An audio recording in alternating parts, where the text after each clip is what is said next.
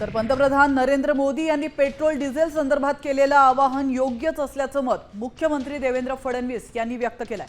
काय म्हणालेत फडणवीस आपण ऐकूया। पंतप्रधान महोदयांनी जे सांगितलं ते अतिशय योग्य आहे। आपल्याला कल्पना आहे खूप मोठ्या प्रमाणात अमेरिका, इस्रायल आणि इराणच्या युद्धामुळे जगामध्ये तेल आणि गॅसची कमतरता आहे। जगात अनेक देशात लॉकडाऊन चाललेला आहे। पाकिस्तान सारख्या देशात पेट्रोल मिळत नाही आणि जे मिळते त्याचा भाव 450 रुपये त्यांनी केलेला आहे।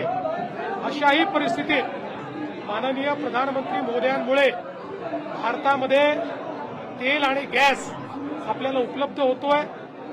पण अशा वेळी आपण जर त्याचा योग्य उपयोग केला नाही, त्याचा नाश केला, मोठ्या प्रमाणात अधिकचा उपयोग केला तर आपल्यालाही अडचणींचा सामना करावा लागू शकतो।